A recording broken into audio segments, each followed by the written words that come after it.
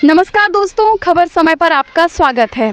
छतरपुर, छत्रसाल महाराज की नगरी छतरपुर, यहाँ एक से बढ़कर एक ऐतिहासिक धरोहर और विरासतें हैं। यहाँ ऐसी बहुत सारी चीज़ें हैं जो लोगों से अनदेखी है। आज हम आपको ऐसी ही जगह पर लेकर आए हैं, छतरपुर का ऐतिहासिक गांधी आश्रम। हम जानेंगे यहाँ इसका महत्व और ऐसा क्या है इसमें जो इसको छतरपुर में इतना खास बनाता है। सबसे पहले तो आपका हार्दिक स्वागत है खबर समय पर। सब लोग आपका परिचय जानना चाहते हैं। मेरा नाम अंकित मिश्रा है और मैं गांधी आश्रम में यहीं रहता हूँ, कुछ काम करता हूँ गांधी आश्रम में। आप मुझे ये बताइए कि आखिर ये गांधी आश्रम क्या है। गांधी आश्रम जैसा दो नाम है, एक गांधी और एक आश्रम। तो गांधी जी के बाद ये आश्रम की स्थापना हुई और गांधी विचार के अनुसार इन आश्रमों में काम होता है, इसलिए इसका नाम गांधी आश्रम है। गांधी आश्रम की यदि हम थोड़ी सा पीछे का बैकग्राउंड में जाएंगे तो ऐसा कि जब गांधी जी आज़ादी के 5.5 महीने बाद उन्हें मार दिया गया, गांधी जी नहीं रहे, तब ये बात हुई कि गांधी जी का जो काम है, जो गांधी जी ने काम शुरू किया और गांधी जी ने जो काम शुरू किया और आज़ादी के बाद वो जिस काम को आगे बढ़ाना चाहते थे, इन दोनों कामों को कैसे आगे बढ़ाया जाए, इसको लेके गांधी आश्रमों की स्थापना हुई। तो आप ज़रा हमें थोड़ा डिटेल में बताइए कि छतरपुर में गांधी आश्रम की स्थापना कैसे हुई।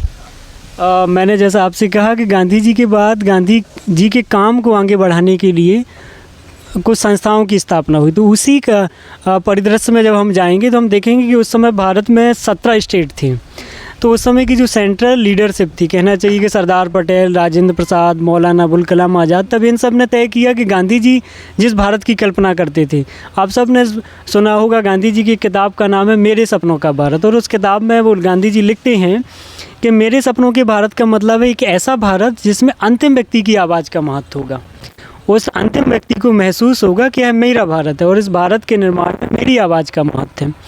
तब इस भारत का निर्माण कैसे होगा, तो इस भारत के निर्माण के लिए गांधी जी ने कुछ रचनात्मक कार्यक्रम दिए थे और उन रचनात्मक कार्यक्रमों में 18 कार्यक्रमों में पहला कार्यक्रम कौमी एकता था। उसमें जैविक खेती थी, पशुपालन था, महिला समानता थी, कौशल प्रशिक्षण था, विद्यार्थी चरित्र निर्माण था। इस तरीके से 18 कार्यक्रम थे और गांधी जी कहते थे कि आज़ाद भारत में इन कार्यक्रमों के माध्यम से ग्राम स्वराज्य की स्थापना होगी। और जब ग्राम स्वराज्य बनेगा, क्योंकि गांधी जी ग्राम स्वराज्य की परंपरा के हिमायती थे, उस व्यवस्था में वो कहते थे कि आज की जो व्यवस्था है वो गलत व्यवस्था है। मतलब कहना चाहिए कि जैसे आज 140 करोड़ आबादी है तो 140 करोड़ आबादी पर 80 आदमी शासन करते, सेंट्रल जो मिनिस्ट्री 80 लोग हैं। तो गांधी जी जस्ट इसके उलट की बात करते थे कि नीचे जो है वो व्यवस्था ग्रामीण स्तर से बनेगी, कि नीचे के लोग जो व्यवस्था बनाएंगे उस व्यवस्था से गांव का शासन, पर वो आगे का शासन चलेगा। तो ऐसी व्यवस्था बनाने के लिए, ऐसी परंपरा बनाने के लिए इन आश्रमों की स्थापना उस दौरान की गई थी। फिर कहना चाहिए कि उस समय इन सब ने तय किया कि गांधी जी की जब संस्था बनाएंगे तो गांधी जी की संस्था किस तरीके से होगी। तो गांधी जी की संस्था इस तरीके से होगी कि उस दौरान लगभग देश में 40 करोड़ आबादी थी। तो 40 करोड़ जो लोग हैं वो सारे लोग अपने अपनी कमाई देंगे, अपना अपना एक हिस्सा देंगे, तब तो उन्हें महसूस होगा कि हमारे आश्रम है। और गांधी जी भी जिस अंत्योदय या सर्वोदय की बात करते थे तब वो बात उससे जुड़ पाएगी। तो इस तरीके से इन आश्रमों की परिकल्पना हुई। मतलब गांधी जी सबको अपने आप में स्वावलंबी बनाना चाहते थे, ये उनका मेन उद्देश्य था कि लोग अपने पैरों पे खुद खड़े हो। मुझे लगता है ये बात तो बिल्कुल गांधी जी का जब जीवन शुरू होता तब वहीं से शुरू होती स्वावलंबन की बात। और स्वावलंबन का परिदृश्य इन रचनात्मक कार्यक्रमों में, गांधी जी के जीवन में, गांधी जी के कार्यक्रमों में, गांधी जी के आंदोलनों में सब जगह देखने को मिलता। आप इसको सफाई के स्तर पर भी देख सकते, आप स्वास्थ्य के स्तर पर भी देख सकते, हर स्तर पर गांधी राजनीति के स्तर पर भी देख सकते, क्योंकि ग्राम स्वराज की जो परिकल्पना वो स्वावलंबन की परिकल्पना है। स्वास्थ्य में भी गांधी जी कहते अपने डॉक्टर स्वयं बनो। तो कहीं ना कहीं स्वावलंबन की परिकल्पना सभी जगह नज़र भी आती। और गांधी जी से एक बार जब पूछा गया, थोड़ी सा हो सकता है बड़ा हो रहा हो मेरी बात, लेकिन गांधी जी से एक बार जब पूछा गया कि बापू आपकी जाति कौन है, तो गांधी जी ने यही जवाब दिया था कि मेरी कोई एक जाति नहीं हो, मेरी सब जाति हैं। बोले कैसे, तो उन्होंने कहा देखो मैं अपने बाल तक स्वयं बना लेता, सर के बाल भी गांधी जी स्वयं बनाते थे। तो बोले मैं नाई हो गया, बोले मैं कपड़े अपने स्वयं धुलता, तो मैं धोबी भी हो गया। गांधी जी चप्पल को स्वयं बनाते थे अपनी, बोले मैं मोची हो गया। गांधी जी अपने कपड़े स्वयं बनाते थे, बोले मैं जुलाहा हो गया। तो गांधी जी का जो स्वावलंबन की जो परिकल्पना थी वो इसी तरीके से, तो इसी तरीके की बात वो हर व्यक्ति के लिए करते थे। ये गांधी आश्रम में किस तरह की व्यवस्थाएं की गई हैं? अब व्यवस्थाओं की असल में जब हम गांधी जी की बात करते तो कहीं ना कहीं डिसेंट्रलाइजेशन सबसे प्रमुख उसके केंद्र में मिलेगा। हर स्तर पर डिसेंट्रलाइजेशन की बात करेंगे तो आप गांधी आश्रम या गांधी संस्थाएं जितनी, वहाँ भी विकेंद्रीकरण की व्यवस्था है, हर स्तर पर विकेंद्रीकरण हमें देखने को मिलता है। तो हमें गांधी आश्रम में मतलब मेरा पूछने का है कि यहाँ पर हमें क्या क्या चीज़ें मिलेंगी? जैसा कि आप बता रहे हैं कि गांधी जी बोलते थे कि हर व्यक्ति अपने आप में डॉक्टर है, मोची है, नाई है, तो आप यहाँ गांधी आश्रम में किस तरह की व्यवस्थाएं उन्होंने बना रखी हैं कि व्यक्ति अपने आप को स्वावलंबी कहे? तो इसके बारे में ज़रा आप हमें बताइए।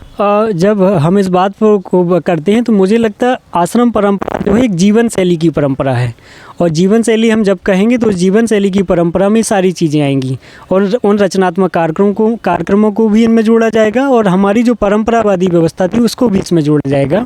इसी के तहत हम पाएंगे कि हम उन सारी चीज़ों को देखेंगे। जैसे व्यवस्था में हम जाएंगे तो जैसे जैविक खेती, हमें क्योंकि खाने के लिए अनाज चाहिए तो जैविक खेती की बात होगी। तो जब जैविक खेती की बात होगी तो हम अपने खेत में अपने खाने का अनाज स्वयं उगाएं, और वो अनाज कैसा हो, वो पौष्टिक अनाज हो। तो पौष्टिक अनाज किस तरीके से मिलेगा? देसी पद्धति से उगाया जाएगा, परंपरागत जो हमारी प्रणालियाँ हैं। फिर हम यदि भोजन के बाद स्वास्थ्य की बात करेंगे तो स्वास्थ्य में पाएंगे हम आश्रमों में कि हमें प्राकृतिक चिकित्सालय मिलेंगे, जिन प्राकृतिक चिकित्सालयों की बात गांधी जी और उसके पहले तुलसीदास जी ने रामचरितमानस में भी की है कि क्षिति जल पावक गगन समीरा पंच रचित अधम शरीरा। तो गांधी जी कहते हैं कि जब वो परंपरा उस समय थी तो आज भी परंपरा हो कि हमारा शरीर 5 तत्वों से बना तो उन्हीं तत्वों से चले। फिर शिक्षा की बात आएगी तो शिक्षा में गांधी जी बुनियादी तालीम की बात करते, तो आश्रम परंपरा में वो सारी चीज़ें मिलेगी। बुनियादी तालीम, यही तालीम है गांधी जी कहते कि हर हाथ को काम मिले, और वो मशीन के लेकिन विरोधी नहीं है। वो कहते ऐसी मशीन का मैं समर्थन करता हूँ जो हमारी आत्मा के विकास में सहायक हो। तो गांधी जी फिर बुनियादी तालीम की परिकल्पना में एक बात और जोड़ते हैं कि मेरी तालीम ऐसी होगी कि उसमें गद्दी पर बैठने वाला ना तो इठलाएगा मतलब बहुत हंसेगा कि मैं गद्दी पर बैठा, और झाड़ू लगाने वाला बहुत दुखी भी नहीं होगा कि मैं झाड़ू पकड़ रहा। तो गांधी जी की इस कौशल की बात करते। तो गांधी आश्रम की व्यवस्था में मैंने आपको स्वास्थ्य की बात बताई, भोजन की बात बताई, शिक्षा की बात बताई। अब समाज की बात जब होगी तो समाज की बात में सर्वधर्म समभाव की बात होगी कि उस समाज में सारे धर्म जाति के लोग होंगे, और वहाँ जो रिश्ता होगा वो मानवीय रिश्ता होगा। वहाँ जाति धर्म का वाला जो रिश्ता वो नहीं होगा, वहाँ इंसानियत का रिश्ता होगा। छतरपुर का गांधी आश्रम कितना पुराना है और इसका क्या महत्व है? ऐतिहासिक महत्व बताइए आप इसका हमें। आप ऐसा समझ लीजिए, आज़ाद भारत हुए जितने साल हुए उतने ही इस गांधी आश्रम को हैं। तो हम कह सकते हैं 75 साल करीब इस आश्रम को हुए। और दूसरी ऐतिहासिक महत्व की बात करें तो ऐतिहासिक महत्व में हम जिस जगह बैठे हैं एक अभी दीवान की कोठी हुआ करती थी, इसको हम दिल को साबाग कहते थे। उसके आज़ादी के बाद फिर ये गांधी आश्रम कहलाया, और जब ये गांधी आश्रम कहलाया तो इसने गांधी प्रणीत रचनात्मक कार्यक्रमों को आगे बढ़ाया। उनमें मैं एक ही दो बात आपसे करूंगा, बाकी सारी बातें अलग अलग हैं, लेकिन ऐतिहासिक दो महत्वपूर्ण बातें हैं। दो महत्वपूर्ण बात में एक है भूदान आंदोलन जो आचार्य विनोबा भावे ने चलाया था। तो उस भूदान आंदोलन का जो बुंदेलखंड का केंद्र था वो छतरपुर का गांधी आश्रम था, और यहाँ इस केंद्र से टीकमगढ़ पहला जिलादान हुआ था। और टीकमगढ़ जिलादान जब हुआ तब आचार्य विनोबा भावे वहाँ आए थे। फिर जब समर्पित किया गया तब जयप्रकाश जी आए थे। तो एक ऐतिहासिक घटना ये है कि भूदान का केंद्र बिंदु था, और इसके माध्यम से पूरे बुंदेलखंड में भूदान का काम हुआ। भूदान के बारे में आप सबको पता होगा कि विनोबा जी ने लोगों से ज़मीन लेके गरीब लोगों को बांटी, और लगभग 44 लाख एकड़ ज़मीन उन्होंने लोगों को बांटी थी। तो उसका बुंदेलखंड का केंद्र गांधी आश्रम था। दूसरा ऐतिहासिक जो सबसे महत्वपूर्ण घटना यहाँ से हुई वो था बुंदेलखंड के बागियों का समर्पण। 1972 में यहाँ 84 बागियों ने समर्पण किया, और वो समर्पण गांधी जी के अहिंसक आंदोलन की कालजयी विजय मुझे लगता कहना चाहिए हमें, क्योंकि आज़ादी के बाद हम देखेंगे तो अहिंसा के बहुत प्रयोग हुए, लेकिन सबसे बड़ा प्रयोग जो था वो बागियों का समर्पण था। बागियों ने गांधी जी की अहिंसा में विश्वास करके अपनी बंदूकें चरणों में समर्पित की थी। तो वो प्रयोग भी यहाँ से हुआ, और इस तरीके से और अलग अलग शांति सद्भाव का केंद्र बिंदु गांधी आश्रम रहा है। लेकिन ऐतिहासिक परिप्रेक्ष्य में हम दो घटनाएं देखने को मिलती हैं। मतलब जितने साल हमारे देश की आज़ादी को हो गए हैं उतने ही साल इसकी स्थापना को हो गए हैं। सबसे पहले तो आपका खबर समय पर मैं हार्दिक स्वागत करती हूँ। वैसे सभी यहाँ पर आपको दीदी कहकर बुलाते हैं, लेकिन हम सभी आपका परिचय जानना चाहते हैं। साथियों नमस्कार, जय जगत। मेरा नाम दमयंती है और मैं छतरपुर में गांधी स्मारक निधि में रहती हूँ। कि आप इस संस्था से कब से जुड़ी हुई हैं? मैं 2006 में छतरपुर गांधी स्मारक निधि में आई हूँ। मैं, संजय जी और हमारी एक बेटी है 1.25 साल की सृजा, हम तीनों जन यहाँ पर आए थे और हमारा मूल उद्देश्य था, गांधी विचार एक बहुत बड़ी ताकत है समाज की, उस विचार के साथ हमको अपना जीवन जीना था, इसीलिए हमारा यहाँ आना हुआ था। और एक बहुत बड़ा संदेश है गांधी जी का कि हमारा जीवन स्वावलंबन का होना चाहिए। तो हम लोग एक छोटा सा इस परिवेश में, गांव रूप के परिवेश में एक प्रयास करते हैं कि व्यक्ति का जीवन स्वावलंबन का हो, जिसके लिए हम लोग, जो गांधी जी चाहते थे कि हमारा धरती के साथ एक रिश्ता हो, तो हम लोग जैविक खेती करते हैं। और इंसान का रिश्ता सिर्फ धरती के साथ नहीं होता, उसका सारे एनवायरनमेंट के साथ होता है। तो पर्यावरण कैसे बेहतर हो, उसके लिए पूरा प्रयास करते हैं। पशुओं का रिश्ता मनुष्य के साथ कैसा है, तो इसलिए हम लोग छोटा पशुपालन भी यहाँ पर करते हैं। जो खेती है जैविक होने के कारण पशु आधारित खेती है, यदि पशु नहीं होंगे तो खेती करना संभव नहीं होगा। तो जो भी हमारे यहाँ पर बायोमास निकलता है पूरे कैंपस में, उसको हम लोग कहीं बाहर जाने नहीं देते, बर्न नहीं करते हैं, उसी से सारा जैविक खाद बनती है। तो बार बार हम कहते हैं कि जो नेचर है वो लेता भी है तो देता भी है, पर मनुष्य इतना स्वार्थी हो जाता है कि वो लेने की प्रक्रिया में तो आ जाता है पर देने की उसके स्वभाव नहीं होता है। तो हम जिस बुंदेलखंड क्षेत्र में रहते हैं तो हम देखते हैं कि बहुत बड़े उसमें खनन का काम होता है, जिससे हम धरती को बहुत ज़्यादा दोहन करते हैं, पर वो बहुत नुकसान है। हम देते क्या हैं धरती को, लेते ही हैं। तो हमारे यदि धरती के गर्भगृह में बहुत सारा खनिज है तो वो धरती को बैलेंस करने के लिए है। तो ये सीख हमको गांधी विचार से मिलती है कि हम धरती के साथ पूरक बन के कैसे रह सकें, क्योंकि इस पूरी सृष्टि में जो है मनुष्य है वो सबसे श्रेष्ठ है, क्योंकि वो बुद्धिमान है, वो सोच सकता है, बोल सकता है, उसकी पूरी इंद्रियां हैं। तो हमको समझना चाहिए और ये ताकत हमको मिलती है गांधी विचार से। तो हम उस विचार को लेकर यहाँ खुद का जीवन जीते हैं और एक ही समाज के लिए संदेश होता है कि इस जीवन को हर कोई जी सकता है यदि वो अपने में चाहता हो। तो ऐसा एक प्रयास है हम सबका छोटा यहाँ पर। मतलब गांधी जी के विचार के अनुसार लोगों को प्राकृतिक तरीके से जीना चाहिए और प्रकृति से जुड़ के रहना चाहिए। बिल्कुल, मनुष्य का जीवन ही 5 तत्वों से बना हुआ है, तो मनुष्य तो प्रकृति के बिना जी ही नहीं सकता है। और हम आज इतना बड़ा शरीर है, कल को यदि हम ख़त्म होते हैं तो छोटा सा बन के मिट्टी में ही चले जाना है। तो क्यों ना ये जीवन हमको काम करने के मिला है इस सृष्टि में, तो बेहतर काम कर सकें। आप कैसा महसूस करती हैं, इतने सालों से यहाँ पर हैं, कैसा महसूस करती हैं यहाँ रहकर? मुझे बहुत अच्छा लगता है। एक्चुअली में जब हम अपने घर में छोटे होते हैं तो सामान्य परिवार में ही सब जन्म लेते हैं, तो मेरा भी जीवन ऐसे ही सामान्य घर में था। माता पिता नौकरी करते थे, मैंने भी पढ़ाई की। तो सब कई परिवारों में लगता है कि बच्चे पढ़ लें तो नौकरी करेंगे, तो सामान्य हम भी नौकरी करने के लिए अपना सारी नौकरी करने गए थे नवोदय स्कूल में। पर मुझे दिल में ऐसा लगता था कि बहुत नौकरी करके नहीं फंसना है, पर उस उम्र में बहुत स्पष्टता भी नहीं होती है कि बहुत कुछ कर लेना है, पर एक अंदर की जिज्ञासा, एक खोज होती है, जो वो खोज मुझे बाद में अंत में यहाँ तक ले आई। पर उसके पहले मैं थोड़ा NBA में, नर्मदा बचाओ में मेधा जी के साथ मैं गई कि ये जो होता है जब हम बड़े बड़े डैम बनाते हैं, गांव विस्थापित होते हैं, तो किस तरीके से गांव ख़त्म होते हैं, उनको ख़त्म करने की ज़रूरत है कि नहीं ज़रूरत है, या गांव को हम बेहतर तरीके से पुनर्वास करके किया जा सकता है कि नहीं। तो वो सब समझने का मेरा अपना प्रयास था और उसी प्रक्रिया में मुझे सेवाग्राम तक जाने का मौका मिला, जो गांधी जी का आश्रम रहा है। तो मुझे वहाँ 4 साल मैं रही खुद, मेरे को मन किया कि मुझे यहाँ रहना चाहिए, और वो मेरी ज़िंदगी का पावर हाउस का काम किया उस आश्रम ने। तो वहाँ से मेरे बिल्कुल जीवन मुड़ा और हमने सोचा कि हमको अब कोई भी पैसे कमाने वाली नौकरी करने नहीं जाना है और थोड़ा सा ज़मीन में हमको खेती करके जीवन निर्वाह करना है। पर वो ऊपर वाले की मर्जी या गांधी विचार की मर्जी होगी जो हमको यहाँ छतरपुर लेके आया। हमारे जीवन के मैप में छतरपुर कहीं था ही नहीं, क्योंकि हम अलग जगह पे पले बड़े हैं, हम अलग जगह के हैं। मतलब मेरा जन्म जो उड़ीसा का है, अब मैं रही बड़ी हुई हूँ जबलपुर में। तो हम सब नदी के किनारे वाले लोग हैं। गांधी आश्रम में बच्चों और महिलाओं के लिए किस तरह के कार्य किए जाते हैं? जैसे सारे प्रोग्राम जो होते हैं महिलाओं को सशक्त बनाने के लिए हैं, बच्चों का बेसिक एजुकेशन के रूप में है। तो गांधी जी तो बुनियादी तालीम की बहुत बात ही करते थे कि, और कहते थे कि सबसे पहली पाठशाला तो उनका घर होता है। तो जो आजकल का है कि 2.5-3 साल में बच्चों को स्कूल भेजना, तो हम इसके बहुत पक्ष में नहीं रहते हैं। गांधी जी कहते थे कि बच्चा जो है घर पे बहुत कुछ सीखता है। तो हमारी बेटी को भी हमने फर्स्ट में जब 6 साल की हुई तब वो पहली में स्कूल गई, तब तक कि हमने LKG यूकेजी, नर्सरी, वो कैंपस के बाहर नहीं गई थी। तो ये सारे प्रशिक्षण के केंद्र ही, बच्चा सीखता है एनवायरनमेंट से ही है, मिट्टी में चलता है, खेलता है। आजकल वो चीज़ें ही ख़त्म हो गई है, घर में टाइल्स है, मार्बल है, फिर और ज़्यादा है तो एसी है। तो जितनी आधुनिकता की चीज़ें तो घर में है, पर बच्चा आता तो नेचर से ही है, तो उसको नेचर में ही, बच्चा मिट्टी में खेलता है तो लोग नाराज़ होते हैं क्यों खेलता है, पर मुझे लगता है बच्चों के लिए बहुत ज़रूरत है, नहीं तो वो स्ट्रॉन्ग कैसे होगा, शरीर कैसे बनेगा। तो उसका पूर्ण विकास जो है पर्यावरण के बीच में ही होता है।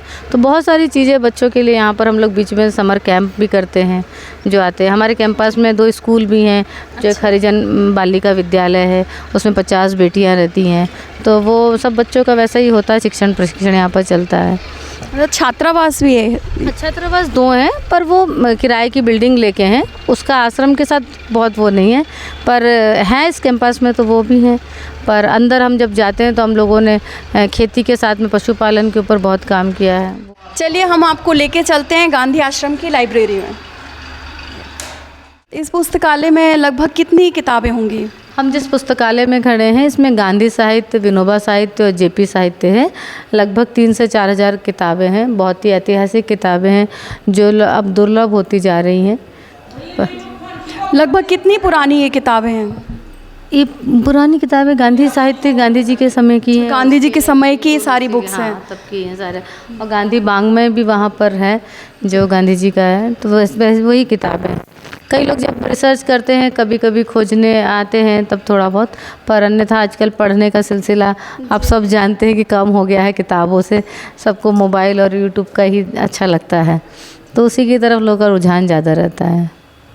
देखिए जैसा आप लोग देख रहे हैं कि कितनी पुरानी, कितनी ऐतिहासिक पुस्तकालय है ये, और गांधी जी के समय की यहाँ पर किताबें रखी हुई हैं।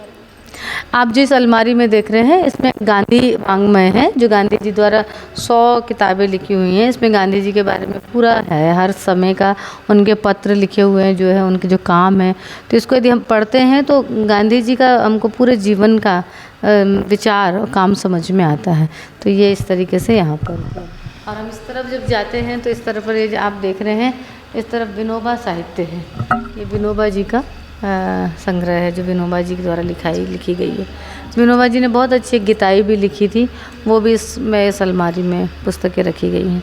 तो कोई यदि इच्छुक हो पढ़ने के लिए तो पढ़ सकता है। ग्राम स्वराज की बात हो, स्वावलंबन की बात हो, खेती की बात हो, जैविक खेती की बात हो, पशुपालन की बात हो, महिला सशक्तिकरण, सभी क्षेत्रों के बारे में इसमें सारी जानकारी दी किताबें आपको यहाँ पर मिल जाएंगी। सभी विषय की किताबें जो है, जो गांधी जी समाज को लेके सोचते थे कि हमारा जो आज़ादी के बाद हमारा देश कैसा हो, उनकी जो परिकल्पना थी, तो उन्होंने जो अपने चीज़ों को शब्दों में लिखा है वो किताबों के माध्यम से, पुस्तक के माध्यम से उपलब्ध है। तो बस यही है पढ़ने का, देखने का नज़रिया। नहीं, बहुत ही अच्छी जानकारी दी आपने। कि तो हम लोग जो ज़रूरत हमारी होती है डे टू डे की, वो पूरा खेती में करते हैं। तो हम दोनों फसल लेते हैं। तो जैसे अभी के जिस मौसम में आप खड़े हैं, जो चैत में फसल कटेगी, तो इस समय होता है गेहूं का मौसम। तो जैसे बुंदेलखंड में कठिया गेहूं उगाया जाता है, तो हम यहाँ कठिया गेहूं भी उगाते हैं।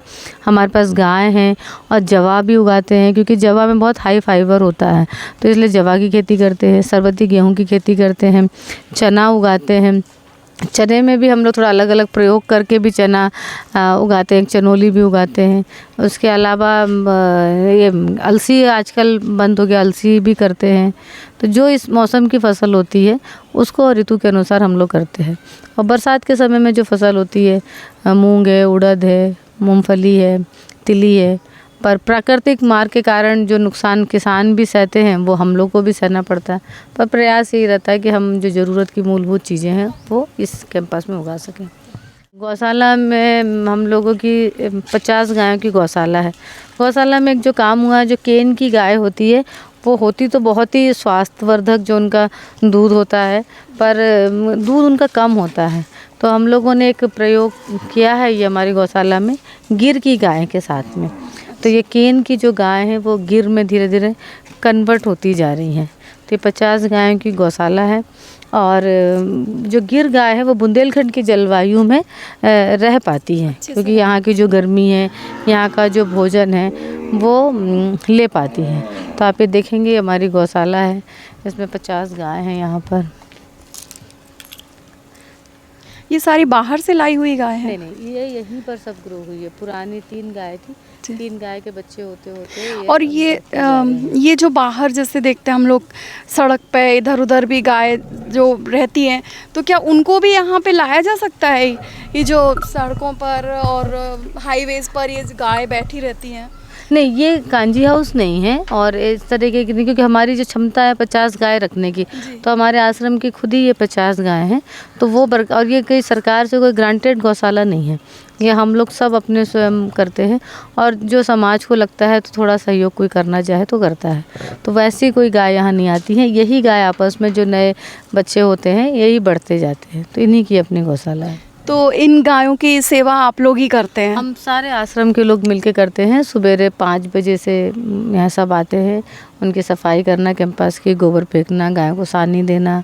जो गाय दूध देने वाली होती है उनका दूध लिया जाता है, छोटे बच्चे होते हैं। सो गाय का काम हम सब मिलके आश्रम के लोग ही करते हैं। हमारे भारत देश में वैसे भी गाय को माता कहा जाता है, उनको पूजनीय माना जाता है।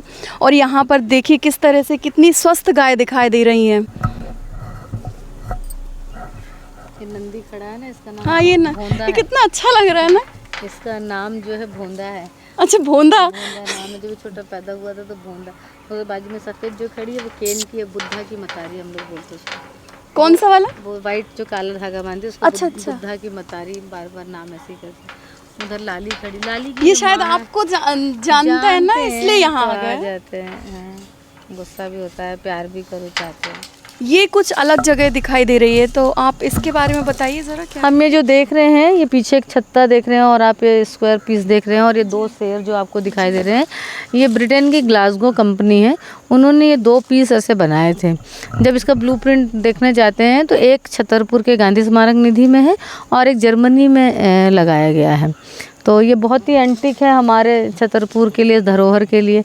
तो यही हमारा गर्व है इस संस्था में कि इतने सुंदर है यहाँ पर जगह। ये देखिए आप, ये गांधी आश्रम का चिकित्सालय है और देखिए आप कितना बड़ा और कितनी सारी चीज़ें, कितनी सुविधाएं यहाँ पर दी जाती हैं। चलिए मैं पूछती हूँ दीदी से कि किस तरह की चिकित्सा यहाँ दी जाती है। ये प्राकृतिक चिकित्सा है।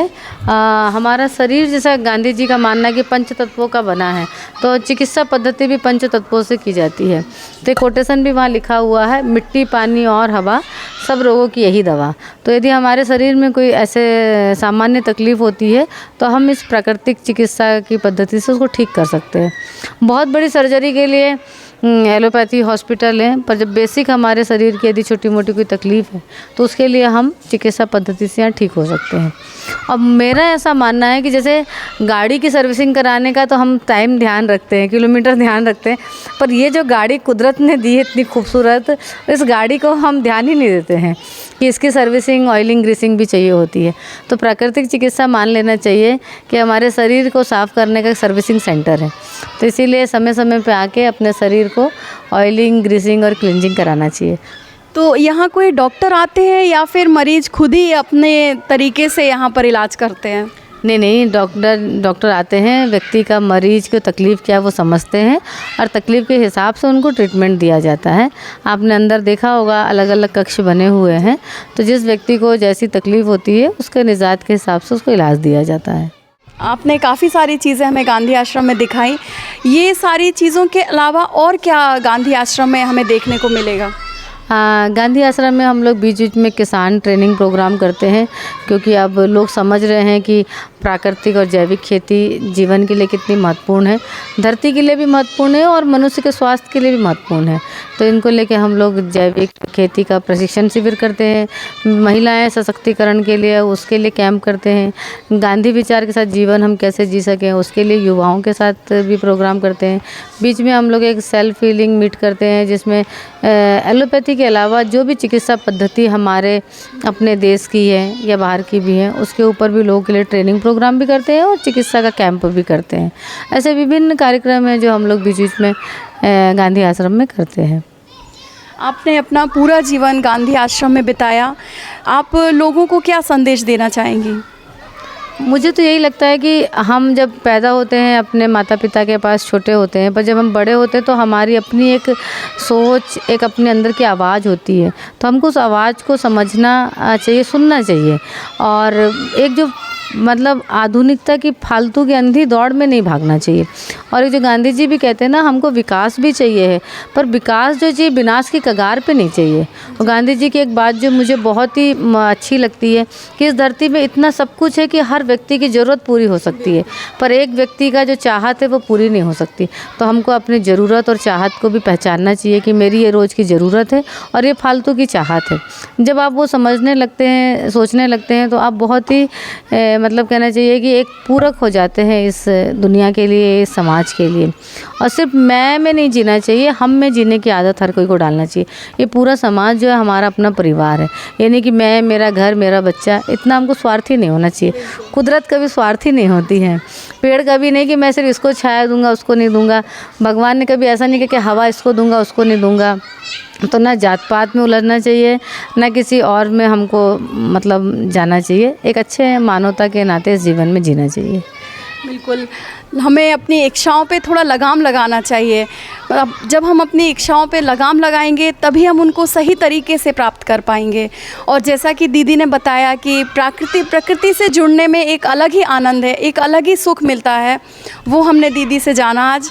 और बहुत ही अच्छा लगा उनसे बात करके। उन्होंने गांधी आश्रम के बारे में काफ़ी अच्छा हमें बताया, समझाया। तो ये है छतरपुर का ऐतिहासिक गांधी आश्रम। इसी तरह की और भी चीज़ें हम आपको दिखाते रहेंगे, तो जुड़े रहिए खबर समय पर। धन्यवाद।